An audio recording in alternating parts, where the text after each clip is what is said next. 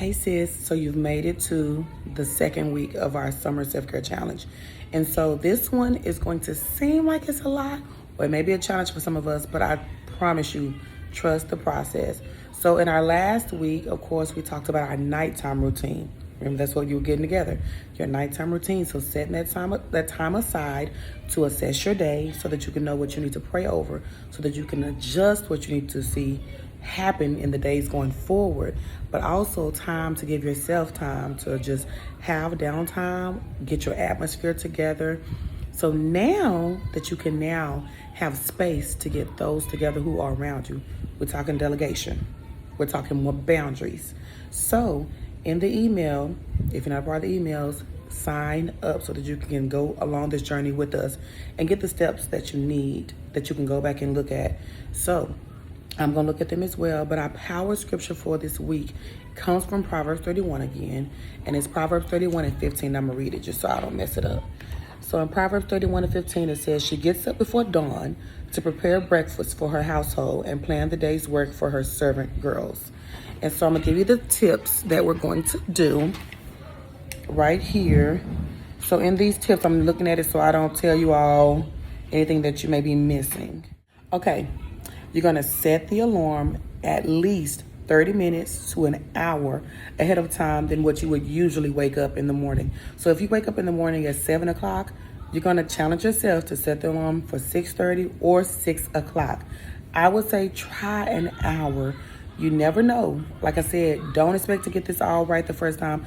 When you start setting that time aside that night before, you will have the energy to wake up earlier. You will then get in the rhythm of being able to set down your atmosphere, calm things down around you ahead of time than what you normally would have, so that you will have the energy. You'll be more rested. You'll be able, your mind will have emptied out the things that you needed to empty out, so that you will have enough space to wake up in the morning and be energized. Okay? So I'm on vacation, y'all, so I'm not re-editing any of this stuff. So you're getting what's raw. All right, so let me read it to you. You want to set that 30 minutes to an hour alarm clock ahead of time than what you usually would wake up. And then this gives us time to see who you're going to interact with throughout the day. So remember that list that you did of your daily dealings of who you interacted with, where you interacted, before. Now this gives you time to see. You've seen now some of that stuff has to go. Some of those people got to go. And so now you're going to see, you're going to be able to set a time slot for yourself for the day. Remember, this is for you. Boundaries are for you. They are not for anybody else. They are for you.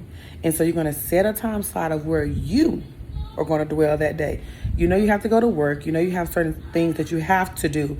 So really look at those time slots. Set realistic time slots for yourself. Give attention to transitions. So if you know you got to get from point A to point B, give yourself the transition time. So we're not going to say from 12:30 to 1:30, I'm doing this. And then from 1:30 to this, I'm doing this. No, give yourself transition time. And so then you're going to set those slots for yourself. And then you're going to decide and remember and even think where you plan to go. Think about that. Everywhere that you plan on going or everywhere that you have been going, do you need to go there? That could be somewhere physical that you're going to out in the neighborhood, out in the community. That can be somewhere on your phone that you've been going to. Do you really need to go there? Maybe at the time slots that you have been going there. You may need to delegate that time for another time. I'm not saying deprive yourself, but let's delegate wisely. All right, so think about where you plan to go, what you plan to do.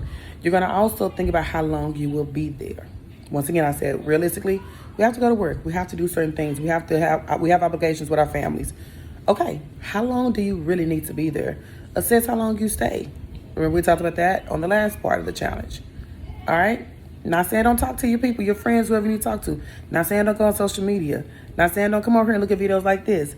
But set you a time slot. Be aware. This is all about awareness. You're going to keep hearing me say that, okay?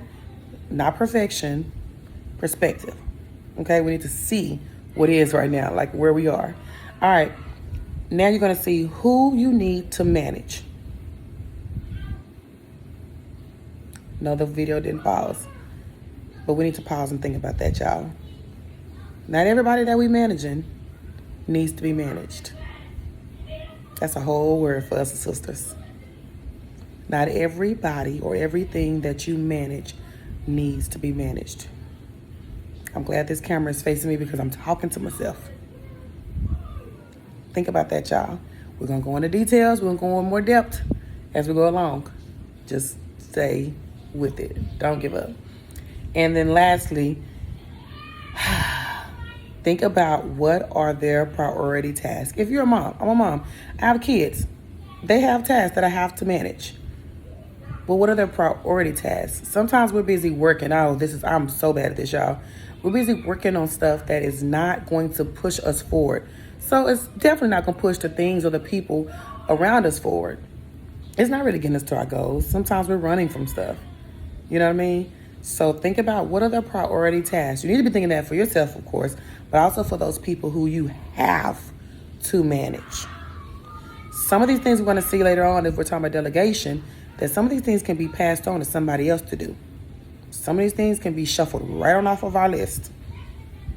So this is our challenge for this week. Grow with grace. Don't expect to get it all perfect at first. But please, sis, don't give up. I'm going to be giving you some practical tips soon. Stay tuned. Remember, share this with others.